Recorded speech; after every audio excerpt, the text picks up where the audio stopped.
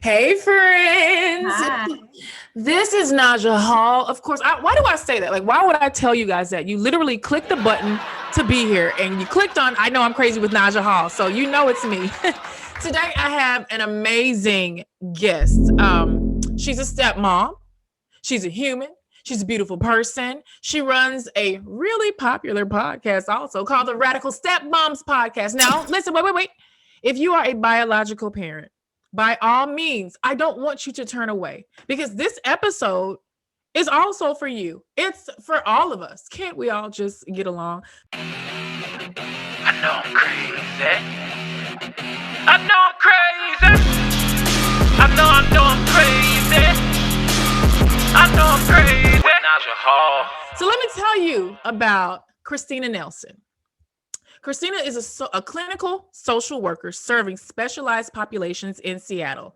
This stepmom, mom, and wife co-created the Radical Stepmoms Podcast and says she's committed to sharing her raw experience, letting others know they aren't alone.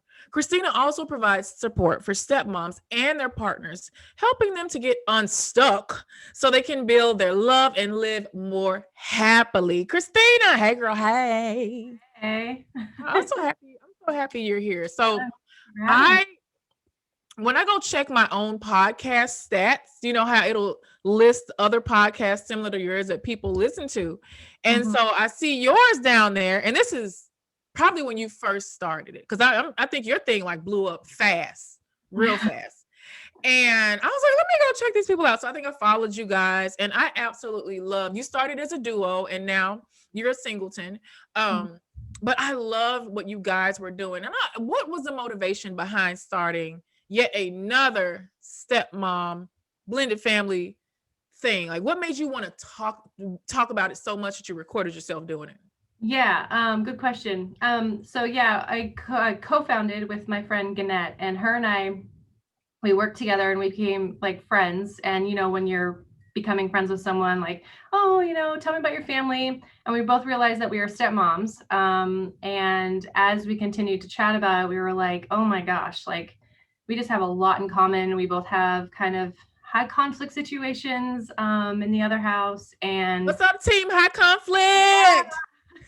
And we just realized like talking about it was really funny, and we really felt like there was there's a lot of other stepmom platforms out there and stuff, but we just felt like there was not enough real talk and really getting down to talking about when there's neglect going on at the other house, or whatever it is.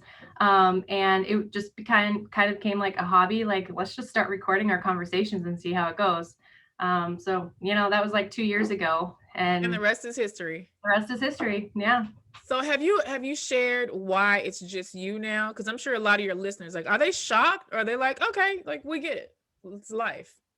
Yeah. So in the end of season 2, Gannett was on a couple episodes where she was describing her situation. Her and her husband are taking a break right now to really focus on their marriage.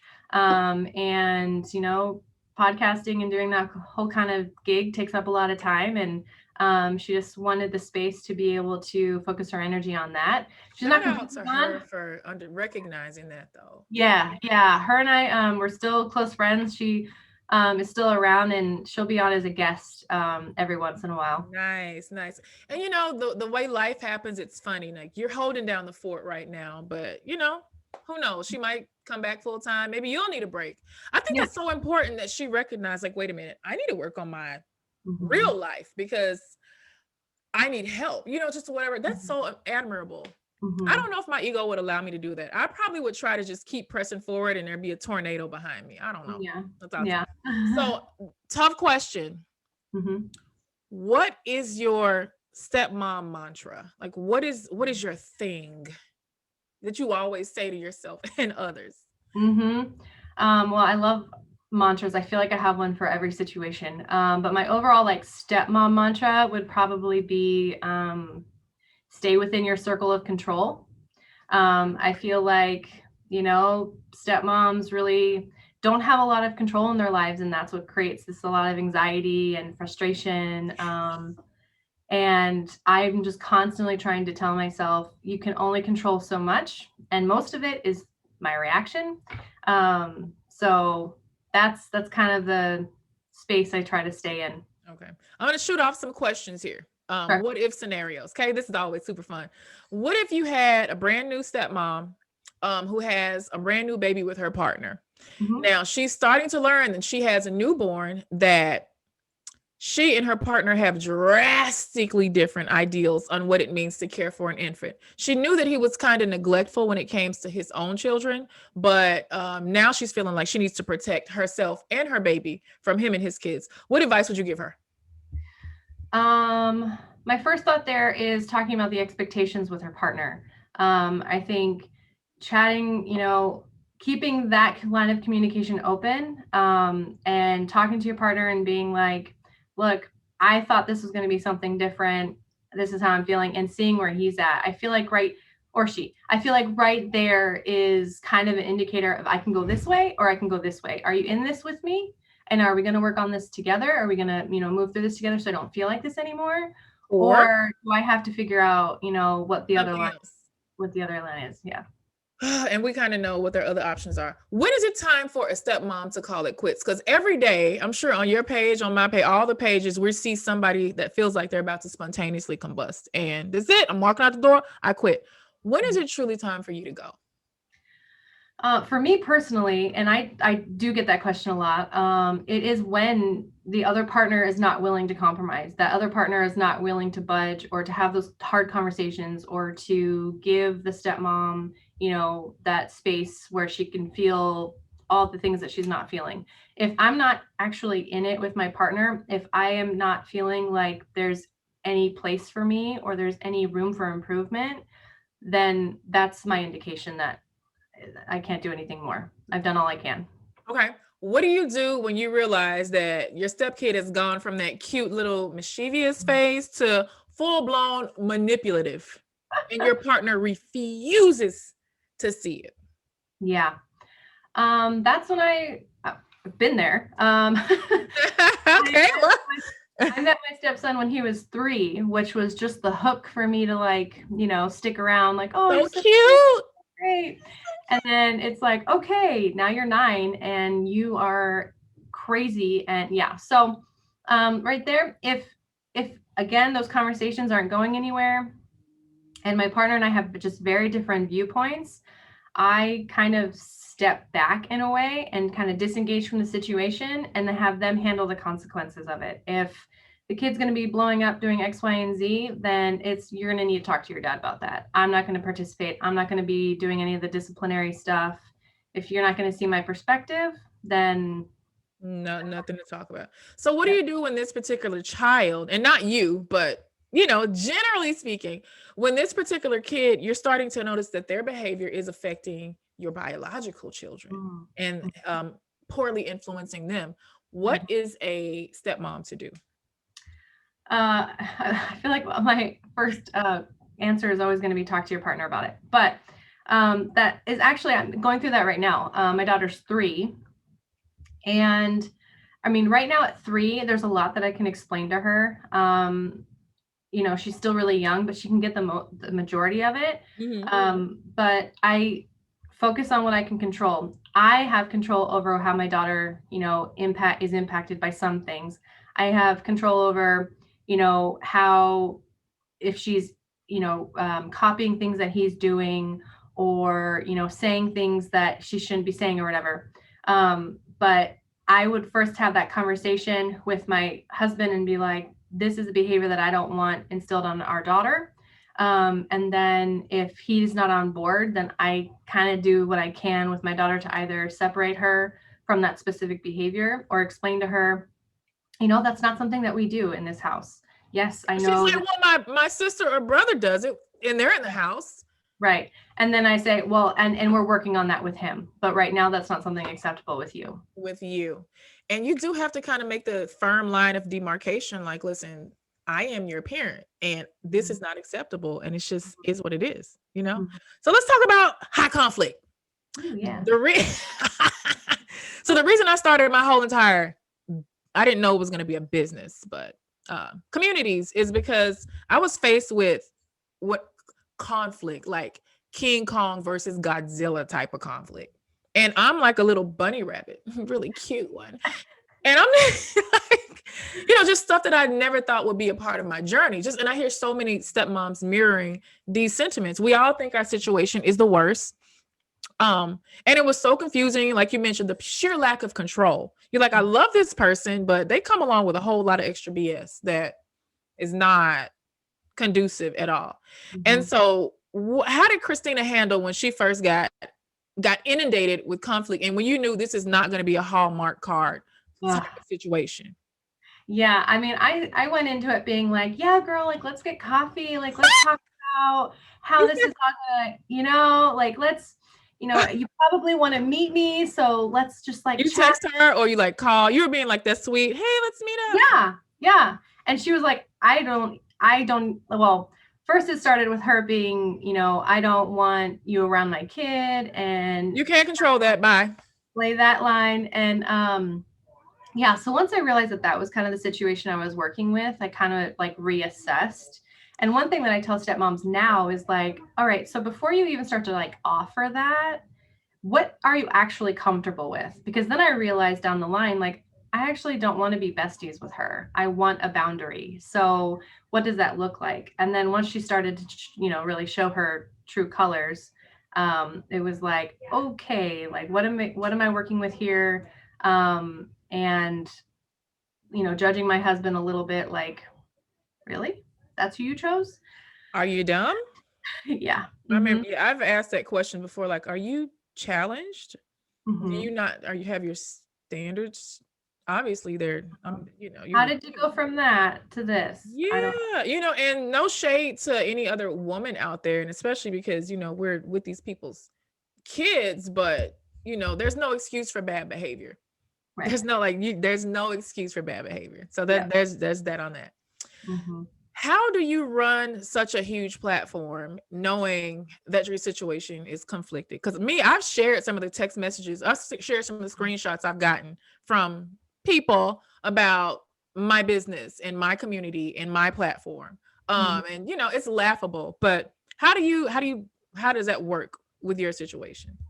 So that's one of the like biggest questions I get is, does BioMom know about your platform? Of course. And not to like throw it out in the universe or whatever, but no, she doesn't know about this platform.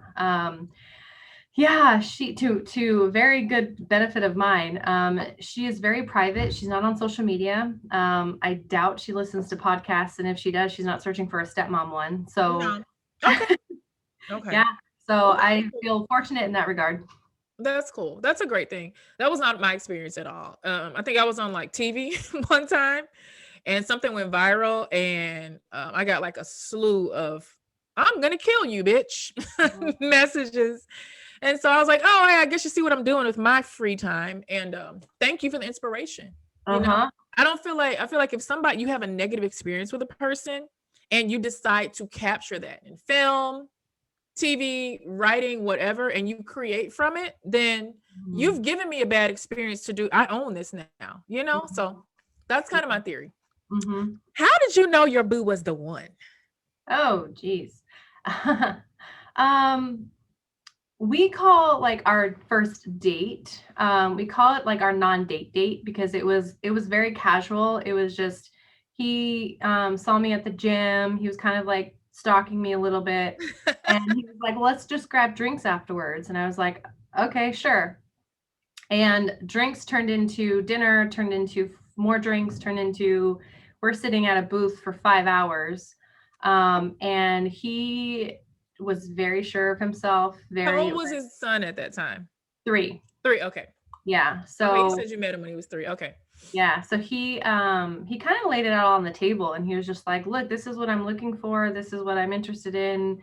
Tell me about you. What are you? And it was just very attractive to not like bounce around all the like, is he into me? Is he not into me? Like, where is this? He just laid it out and was like, this is what I'm interested in. Are you interested in this too? So we started we started dating from there. And like, hey, let's that's it. You just were like together. Yeah, pretty much. I love him. Was he divorced or like? No, so he was married in his early 20s. That was a very short-lived marriage, and then but he never married bio mom. Okay.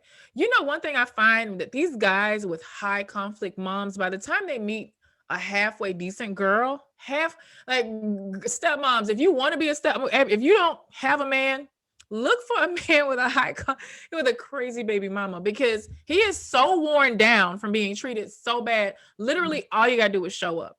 Like, now you will have to deal with hot messes for a very long time, but you'll have a partner that's super loyal. Like those puppies that you find, like the rescues. Damn, did I just compare our men to rescues? Yes, and it's okay. I'm going to get a letter about that. I'm sure I am. But whatever. I get letters all day. Does your partner share kids with a loony? Are your stepkids driving you up a wall? Is your partner failing miserably at setting boundaries? Well, VIP Stepmom is where you need to be. We're an exclusive private community just for stepmoms, and we'd love for you to join our tribe. Each month, our members enjoy private conversations, podcasts, expert workshops, a subscription to Stepmom magazine, and monthly live Zoom meetings. If you're ready to join a diverse community that is committed to making sure you live your best life, visit VIP Stepmom today. We'll save a seat for you. VIP Stepmoms, that's you and me. What is the keen piece of advice that you would give to a woman considering dating a man with a high conflict biological mother in his life? Be comfortable with setting boundaries now. Know what boundaries are. Know your comfort level. What does that look like? That means, if you are not wanting to jump into being a mom right now, don't do it. You can still be a partner and still date your person, marry your person. But if you don't want to do that whole mom thing, that's okay.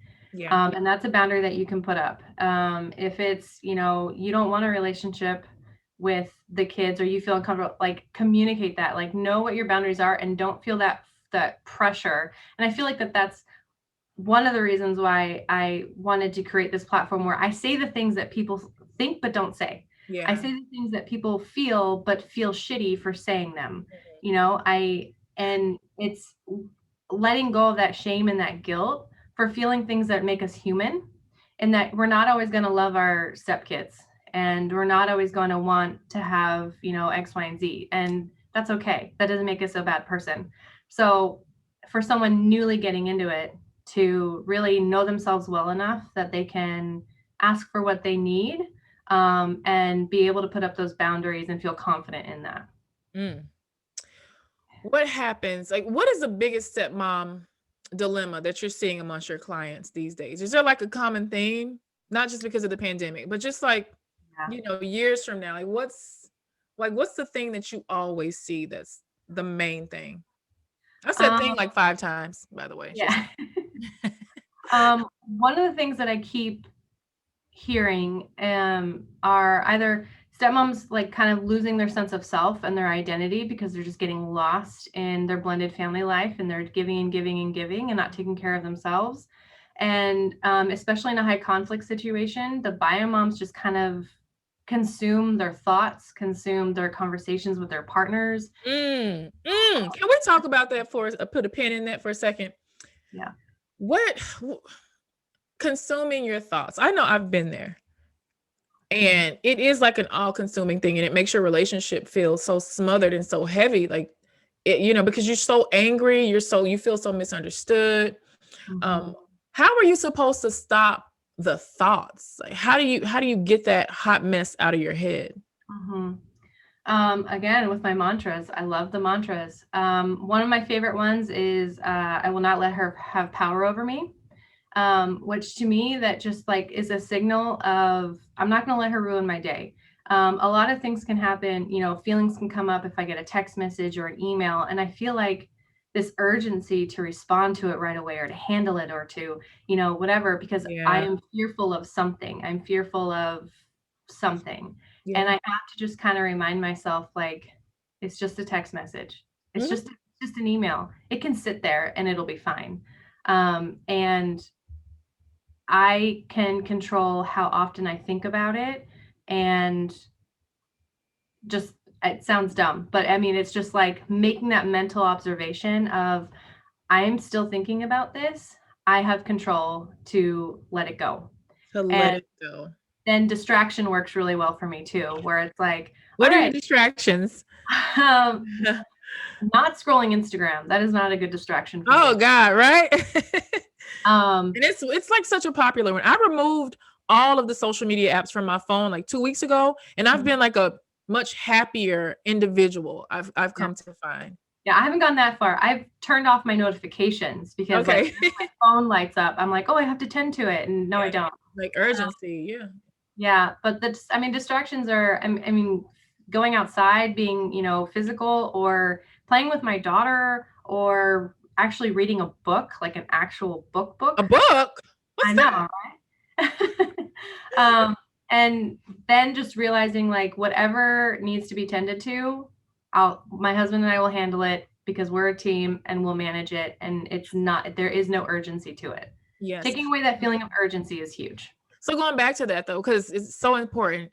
You said if I get, especially from bio mom, because I think if you're in a high conflict situation, it's a tug of war.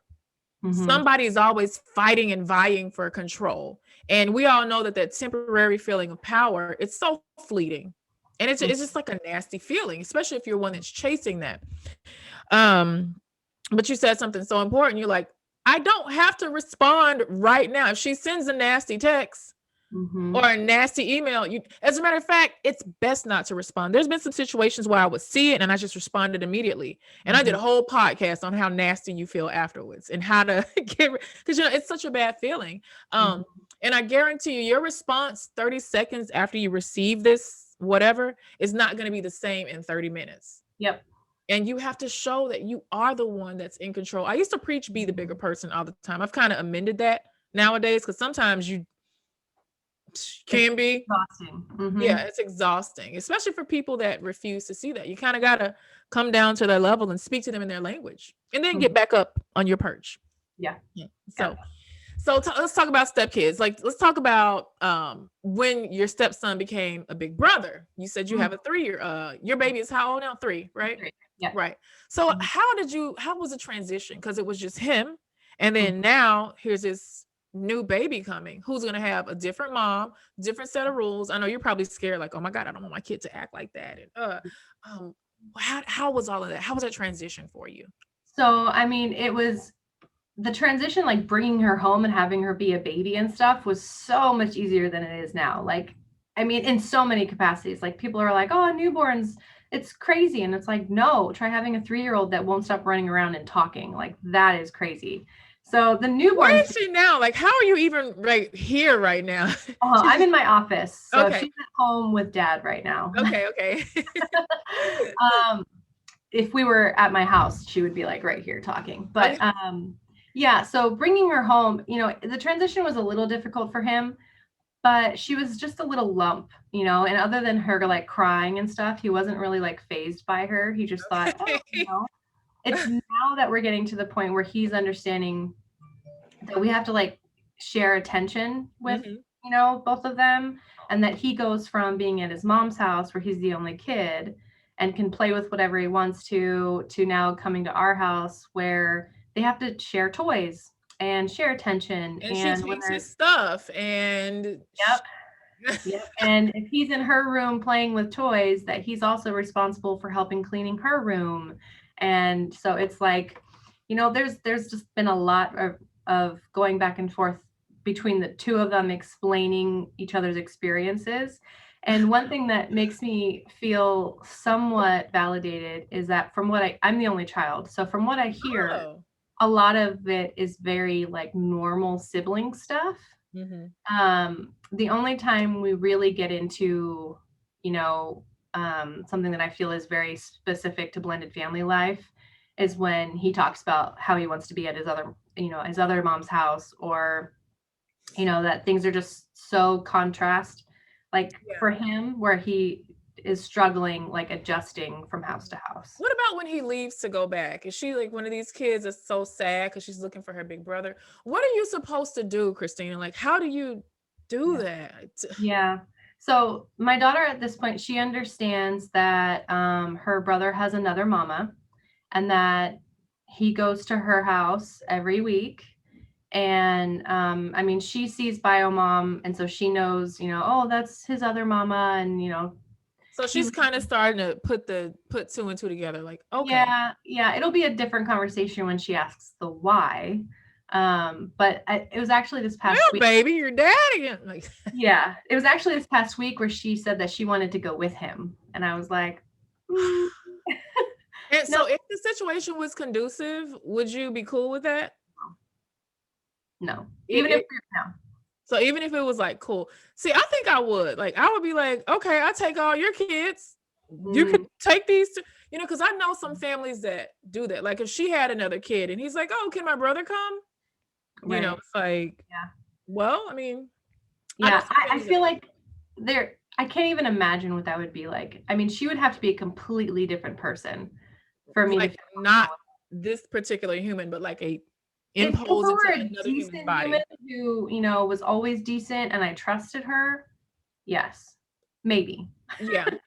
I guess if for stepmoms in situations where you see that your stepchild is maybe being neglected or they're not meeting some sort of, they're not being raised to the standard that you would like, then I probably wouldn't want the kid to go over there. Right. Yeah. So then what type of support does hubby have? Because there's so many dads that are broken and just brokenhearted because they feel bad because they've chosen not the best candidate to make a mother. Or they're feeling bad, like saying this particular child is only being raised half the time because they're not getting that over there. And dad is feeling like he's doing a disservice and his heart is torn. So like, what about the dads? Like, what advice do you have for them to care for themselves? What are you seeing amongst the dad community these days? Yeah. I wish there was a bigger dad community. My husband and I actually just did an episode together where we answered, questions and stuff. And I got a lot of feedback from the dads saying that they want to hear more of that perspective, and they for once feel seen. And so find a community. I would love for my husband to take that on, but he's not going to. Sorry, guys, that you're watching this, girls and guys.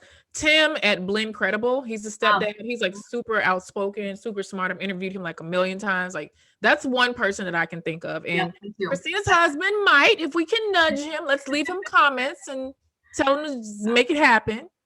Yeah, therapy. I mean,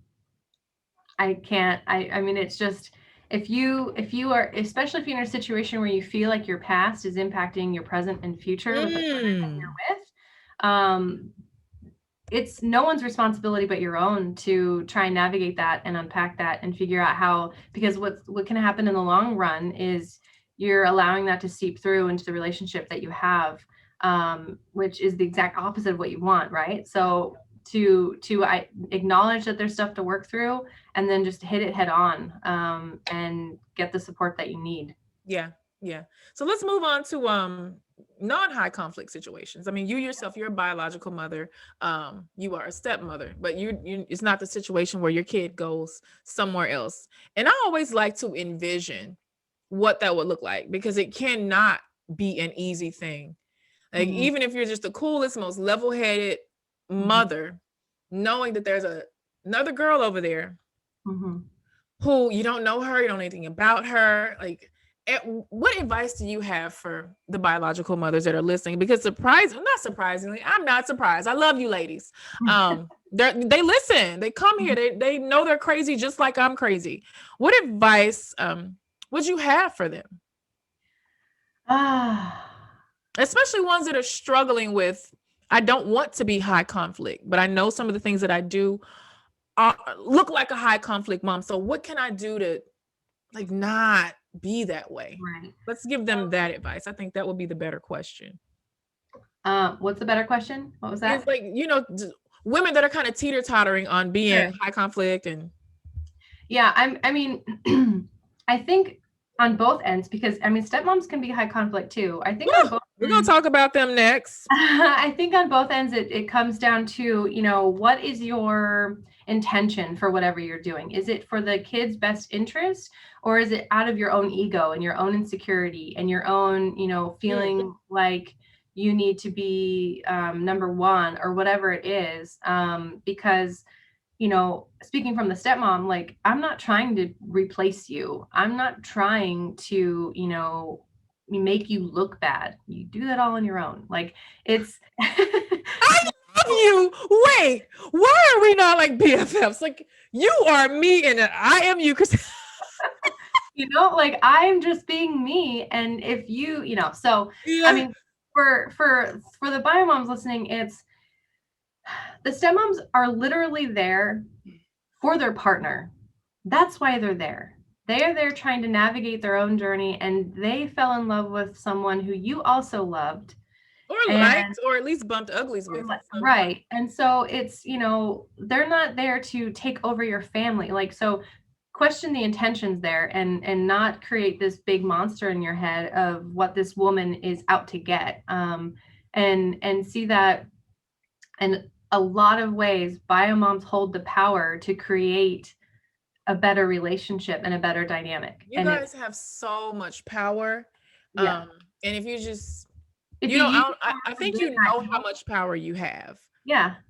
But there's some that just don't know how to redirect that so that it positively impacts everybody. And it's hard to want to positively impact someone that makes you feel insecure. Just by existing. They've not necessarily done anything, but don't let the stepmom have said something to you or checked you about cursing out her man or made a suggestion. Then you feel ultra competitive, and so you want to kind of make her uncomfortable, but in turn, I know that you're making yourself suffer as well, because your kid isn't necessarily happy because they see mommy's disheveled. Right. They can tell that daddy is not really happy with mom. And, I would say, we all say put the kids first, till it blew in the face. A lot of people just don't do that because they're thinking so much about themselves. Yep. So what about that? Like, put the kids first. Where does that go? Put the kids first. It's just, oh God, so exhausting. So I don't know why I asked you that, but let's answer it anyway. I think when it comes to, in the context of, being in a marriage and putting the kids first, I don't agree with that. I think that the foundation of the relationship will determine the strength of the family. And that if I'm not connected to my partner, if him and I aren't spending time together, aren't investing in our relationship, we're not feeling connected, and it's going to influence everything else. Yeah. So that's not to say we neglect our kids, or it's just that we want our kids to see that we are committed to each other. And that right there is going to, impact the way that they view relationships growing up. Yeah. So for me and my husband, it's, our marriage comes first, and, the kids have their bedtime, the same time every night, because mommy and daddy need time together. When it comes to, the outlook of the two households and how they interact, it's the kids. It's not your previous relationship. It's not the trauma that you both endured. It's not, getting back at each other or trying to sabotage one another's futures because you want the other person to be unhappy forever. It's about the kids that you created together. And now it's a business transaction. And don't get your emotions all messy in it, because it is solely about the kids. Right. Whew. You said a mouthful right there, girl. Amen. I like that. It's for both the households, the kids are the most important thing. If only we could all live by that and remember that. Yeah. I think this has been such an awesome time with you. Is there anything that I did not ask you that I should have asked? Like, is there anything you can think of? I feel like we played the what ifs, and I feel like I got to know you. Yeah. But is there, I always like to ask people this, like, what did I not ask you? No, I think you did a good job of speaking to your whole audience. That was great. Yes. Well, listen, everybody, please go and follow. Oh, wait. You have a podcast. So what is your favorite podcast episode that you've ever done? I don't know. I really do like the one that is season 3, episode 1 with my husband. Okay. I just like getting him out of his shell there. But gosh, any of Gannett and I mean, she's doing her thing now, but the episode made magic. the episodes that we do together, they're just funny. They're hilarious. We're keeping it real and getting down to the nitty gritty and things. So I can't really say a favorite one with that. You don't have a favorite one. Do you go read the comments? Like sometimes, do you ever? Have you ever like looked at the stupid ones? Yeah. One day, one of them, someone got really mad because I don't say my stepson's name. That's your business. Yeah. And so I use like kiddo, like I say kiddo a lot. And someone was really mad of how often that I say that word. That's what they're upset about. So, there's that. One day somebody commented on mine, oh my God, I love Naja's podcast, but she talks too much. I wish she would just shut up. I was like, what? It's my podcast. Get off my podcast. I'm literally just talking on it. No, one day I had my stepkids to go and read all the awful comments because like they like to go on Google Play or to the Apple Store and read the bad comments on the apps. And that's like hilarious to them. So I let them read the bad comments one day and I recorded them doing it. They had so much fun. Nice. They had so much fun. Yeah. So anywho, everybody, please go and follow Christina. I urge you to. Her Instagram page gives me life. It is so amazing. Follow her podcast, available on all streaming platforms, everywhere at Radical Stepmoms. And Christina, where else can they find you? Did I get everything? Yeah, Instagram. We have a Facebook. My website, radicalstepmomspodcast.com. I will see you guys Tuesday after next. I Know I'm Crazy with Naja Hall, available on your favorite streaming platforms. Thank you so much for listening. I love you guys. I know I'm crazy. I know I'm crazy. I know I'm crazy. I know I'm crazy. With Naja Hall.